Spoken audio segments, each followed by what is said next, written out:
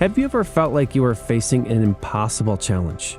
I'm Luke from Little Big Things, and today is day 59 of our Read the Bible in a Year plan. We're about to read about an unconventional battle strategy that defied all military logic. Whether you're feeling overwhelmed by life's challenges or questioning God's methods, this 3,500-year-old story has something incredible to teach us all. Let's ask ourselves, what's my Jericho? As we see how the Bible is still alive today. Joshua chapter 6. Now the gates of Jericho were securely barred because of the Israelites. No one went out and no one came in. Then the Lord said to Joshua, "See, I have delivered Jericho into your hands, along with its king and its fighting men. March around the city once with all the armed men. Do this for 6 days. Have 7 priests carry trumpets of ram's horns in front of the ark. On the 7th day, march around the city 7 times with the priests blowing the trumpets. When you hear them sound a long blast on the trumpets, have the whole army give a loud shout. Then the wall of the city will collapse, and the army will go up, everyone straight in." So Joshua son of Nun called the priests and said to them, "Take up the ark of the covenant of the Lord and have 7 priests carry trumpets in front of it." And he ordered the army, "Advance, march around the city with an armed guard going ahead of the ark of the Lord." When Joshua had spoken to the people, the 7 priests carrying the 7 trumpets before the Lord went forward, blowing their trumpets, and the ark of the Lord's covenant followed them. The armed guard marched ahead of the priests who blew the trumpets, and the rear guard followed the ark. All this time the trumpets were sounding, but Joshua had commanded the army, "Do not give a war cry, do not raise your voices, do not say a word until the day I tell you to shout. Then shout!" So he had the ark of the Lord carried around the city, circling it once. Then the army returned to camp and spent the night there. Joshua got up early the next morning, and the priests took up the ark of the Lord. The 7 priests carrying the 7 trumpets went forward, marching before the ark of the Lord and blowing the trumpets. The armed men went ahead of them, and the rear guard followed the ark of the Lord, while the trumpets kept sounding.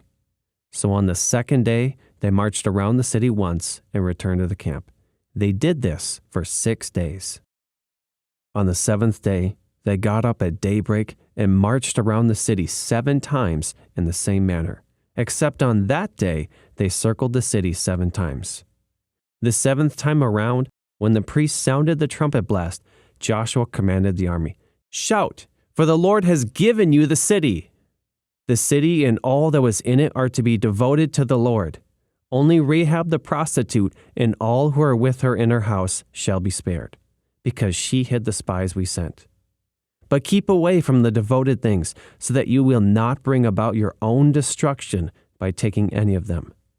Otherwise, you will make the camp of Israel liable to destruction and bring trouble on it. All the silver and gold and the articles of bronze and iron are sacred to the Lord and must go into his treasury." When the trumpet sounded, the army shouted, and at the sound of the trumpet, when the men gave a loud shout, the wall collapsed. So everyone charged straight in, and they took the city. They devoted the city to the Lord and destroyed with the sword every living thing in it, men and women, young and old, cattle, sheep, and donkeys.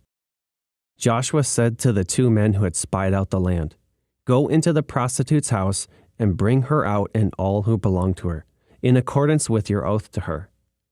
So the young men who had done the spying went in and brought out Rahab, her father and mother, her brothers and sisters, and all who belonged to her. They brought out her entire family and put them in a place outside the camp of Israel. Then they burned the whole city and everything in it, but they put the silver and gold and the articles of bronze and iron into the treasury of the Lord's house. But Joshua spared Rahab the prostitute, with her family and all who belonged to her, because she hid the men Joshua had sent as spies to Jericho, and she lives among the Israelites to this day. At that time, Joshua pronounced this solemn oath, "Cursed before the Lord is the one who undertakes to rebuild this city, Jericho. At the cost of his firstborn son, he will lay its foundations. At the cost of his youngest, he will set up its gates. So the Lord was with Joshua, and his fame spread throughout the land. Before our next reading, check out our book, Why Wait to Be Happy. It's about finding joy in trusting God's unconventional methods, even when they don't make sense to us. Visit whywaittobehappy.org. Now, back to our reading. Joshua chapter 7. But the Israelites were unfaithful in regard to the devoted things. Achan, son of Carmi, the son of Zimri, the son of Zerah, of the tribe of Judah, took some of them. So the Lord's anger burned against Israel. Now Joshua sent men from Jericho to Ai, which is near Beth-aven, to the east of Bethel, and told them, "Go up and spy out the region." So the men went up and spied out Ai. When they returned to Joshua, they said, "Not all the army will have to go up against Ai. Send 2,000 or 3,000 men to take it, and do not weary the whole army, for only a few people live there." So about 3,000 went up, but they were routed by the men of Ai, who killed about 36 of them. They chased the Israelites from the city gate as far as the stone quarries and struck them down on the slopes. At this, the hearts of the people melted in fear and became like water.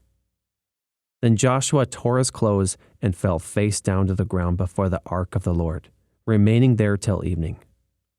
The elders of Israel did the same and sprinkled dust on their heads. And Joshua said, "Alas, sovereign Lord, why did you ever bring this people across the Jordan to deliver us into the hands of the Amorites to destroy us?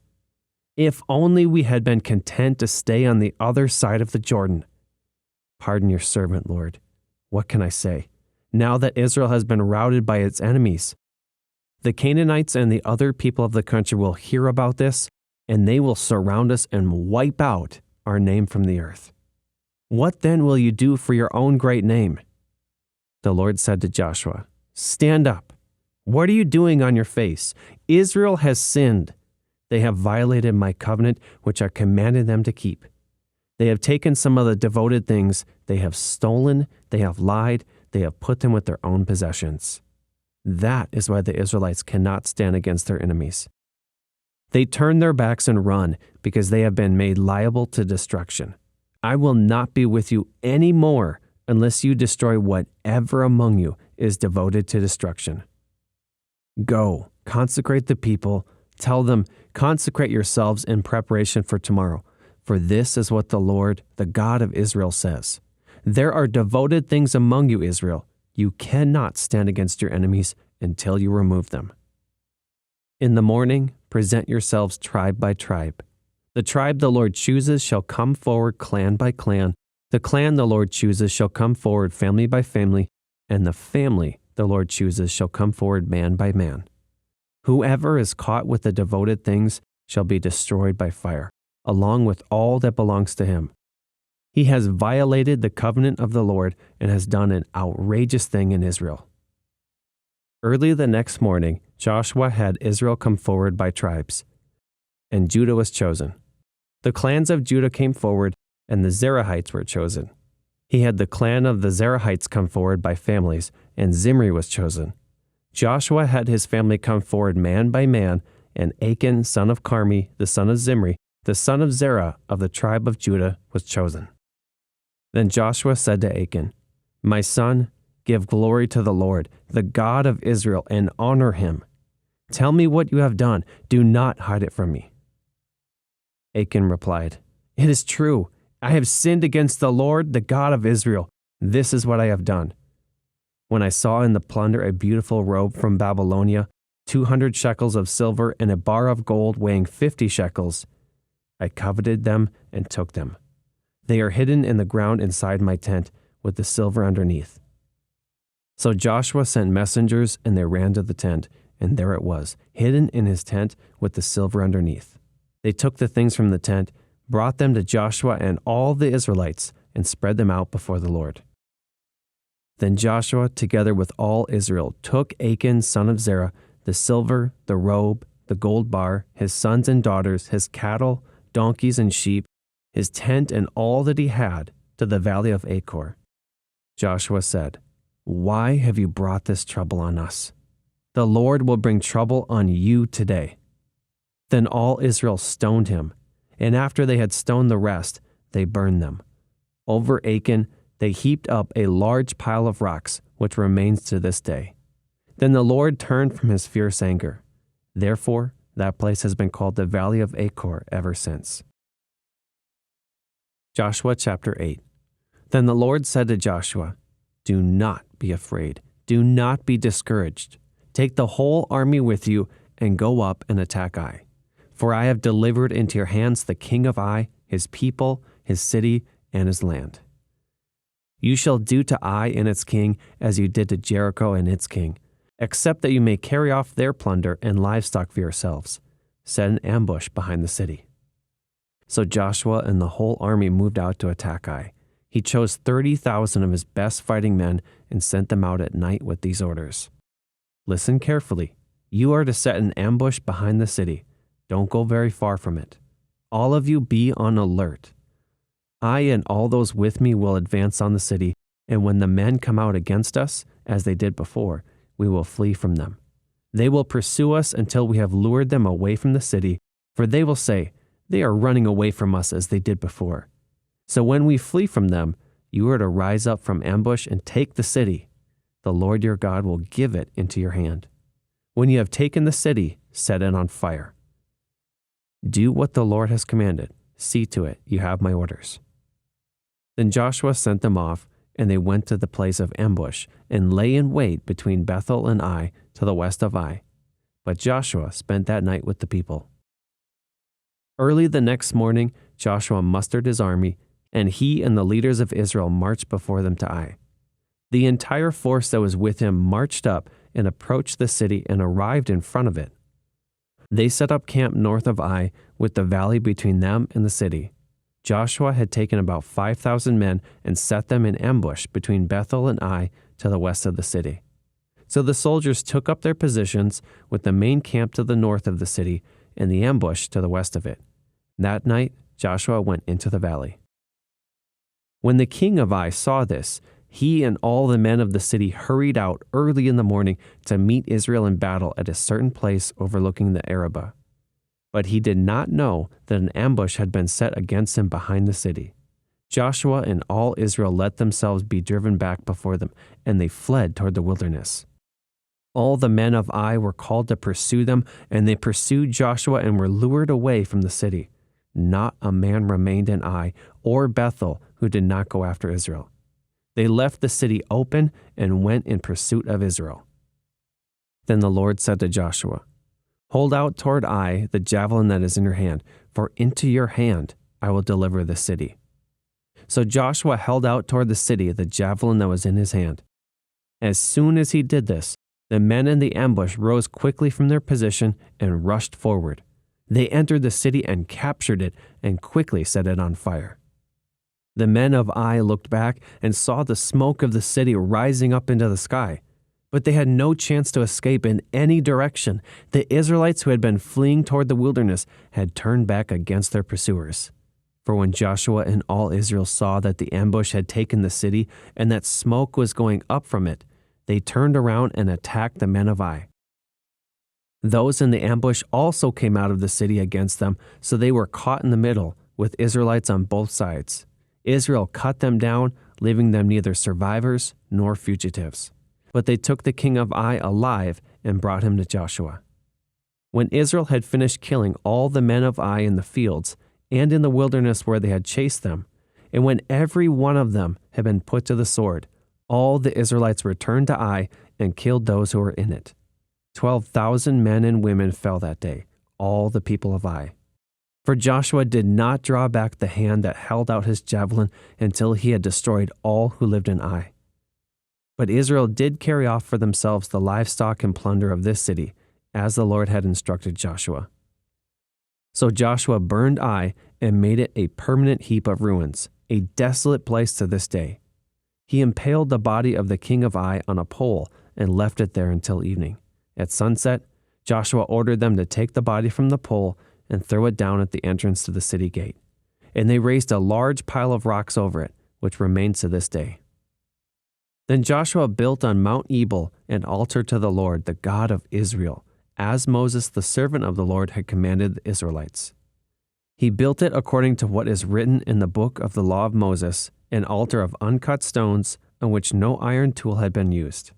On it they offered to the Lord burnt offerings and sacrificed fellowship offerings.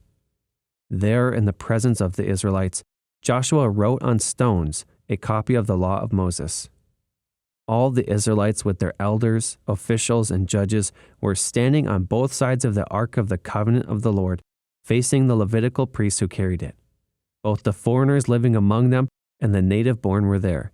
Half of the people stood in front of Mount Gerizim and half of them in front of Mount Ebal, as Moses, the servant of the Lord, had formerly commanded when he gave instructions to bless the people of Israel. Afterward, Joshua read all the words of the law, the blessings and the curses, just as it is written in the book of the law. There was not a word of all that Moses had commanded that Joshua did not read to the whole assembly of Israel, including the women and children and the foreigners who lived among them. Joshua chapter 9. Now when all the kings west of the Jordan had heard about these things, the kings in the hill country, in the western foothills, and along the entire coast of the Mediterranean Sea, as far as Lebanon, the kings of the Hittites, Amorites, Canaanites, Perizzites, Hivites, and Jebusites, they came together to wage war against Joshua and Israel. However, when the people of Gibeon heard what Joshua had done to Jericho and Ai, they resorted to a ruse. They went as a delegation whose donkeys were loaded with worn-out sacks and old wineskins, cracked and mended. They put worn and patched sandals on their feet and wore old clothes. All the bread of their food supply was dry and moldy. Then they went to Joshua in the camp at Gilgal and said to him and the Israelites, "We have come from a distant country. Make a treaty with us." The Israelites said to the Hivites, "But perhaps you live near us, so how can we make a treaty with you?" "We are your servants," they said to Joshua. But Joshua asked, "Who are you and where do you come from?" They answered, "Your servants have come from a very distant country because of the fame of the Lord your God. For we have heard reports of him, all that he did in Egypt, and all that he did to the two kings of the Amorites east of the Jordan, Sihon king of Heshbon and Og king of Bashan, who reigned in Ashtaroth. And our elders and all those living in our country said to us, 'Take provisions for your journey, go and meet them, and say to them, "We are your servants, make a treaty with us." This bread of ours was warm when we packed it at home on the day we left to come to you. But now see how dry and moldy it is. And these wineskins that we have filled were new, but see how cracked they are. And our clothes and sandals are worn out by the very long journey." The Israelites sampled their provisions, but did not inquire of the Lord. Then Joshua made a treaty of peace with them to let them live, and the leaders of the assembly ratified it by oath. 3 days after they made the treaty with the Gibeonites, the Israelites heard that they were neighbors living near them. So the Israelites set out and on the 3rd day came to their cities, Gibeon, Kephirah, Beeroth, and Kiriath Jearim. But the Israelites did not attack them because the leaders of the assembly had sworn an oath to them by the Lord, the God of Israel. The whole assembly had grumbled against the leaders, but all the leaders answered, "We have given them our oath by the Lord, the God of Israel, and we cannot touch them now. This is what we'll do to them. We will let them live so that God's wrath will not fall on us for breaking the oath we swore to them." They continued, "Let them live, but let them be woodcutters and water carriers in the service of the whole assembly." So the leader's promise to them was kept. Then Joshua summoned the Gibeonites and said, "Why did you deceive us by saying, 'We live a long way from you,' while actually you live near us? You are now under a curse. You will never be released from service as woodcutters and water carriers for the house of my God." They answered Joshua, "Your servants were clearly told how the Lord your God had commanded his servant Moses to give you the whole land and to wipe out all its inhabitants from before you. So we feared for our lives because of you, and that is why we did this. We are now in your hands. Do to us whatever seems good and right to you." So Joshua saved them from the Israelites, and they did not kill them. That day, he made the Gibeonites woodcutters and water carriers for the assembly, to provide for the needs of the altar of the Lord at the place the Lord would choose. And that is what they are to this day. 2 Corinthians 10, verses 3 through 6. For though we live in the world, we do not wage war as the world does. The weapons we fight with are not the weapons of the world. On the contrary, they have divine power to demolish strongholds.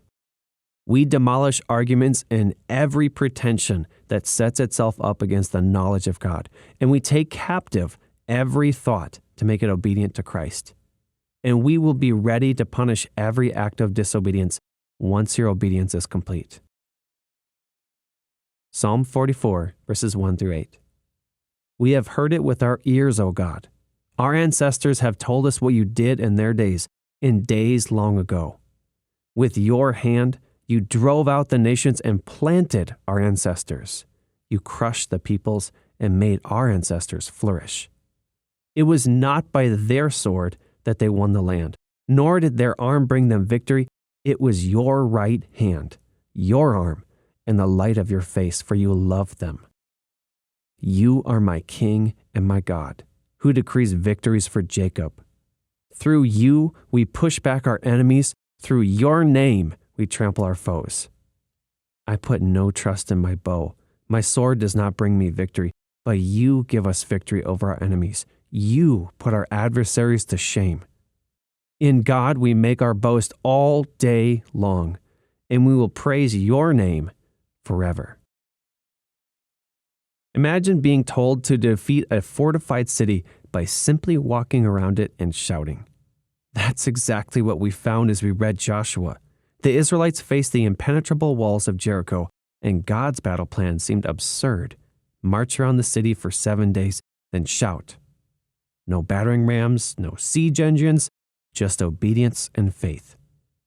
This unconventional strategy reminds us of what Paul writes in Corinthians.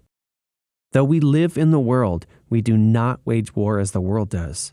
The weapons we fight with are not the weapons of the world. That's because our greatest battles in our lives are truly spiritual battles. And these aren't won through worldly methods, but through faith and obedience to God. Psalm 44 echoes this theme.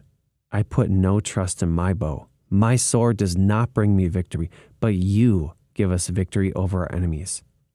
It's a powerful reminder that our strength comes from God, not our own abilities. So what does this mean for us today?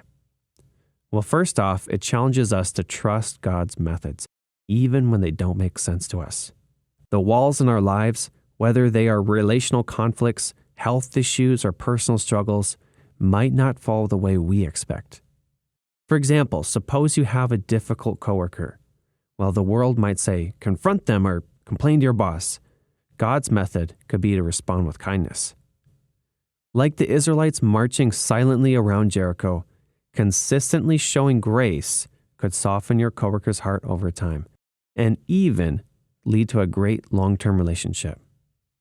Secondly, when we saw how the Israelites had to step out in faith before they saw the walls fell, it reminds us that obedience often precedes understanding.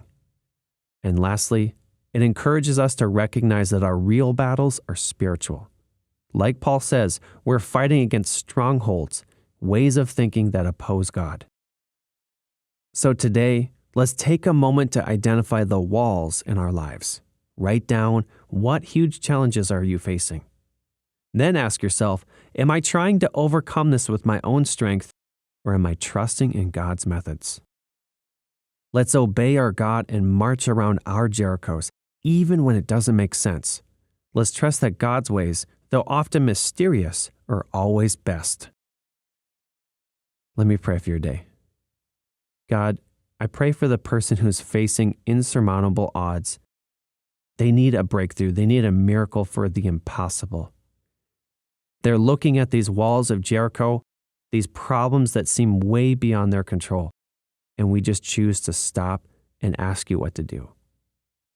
Help us to have faith to take steps, no matter what your reply is, and help us to wait on you. In Jesus' name, amen. Tomorrow, we're going to read about the armor of God. Please share your thoughts in the comments. And if you're ready to continue this adventure through the Bible, hit that subscribe button. God bless you, and I'll see you tomorrow for day 60.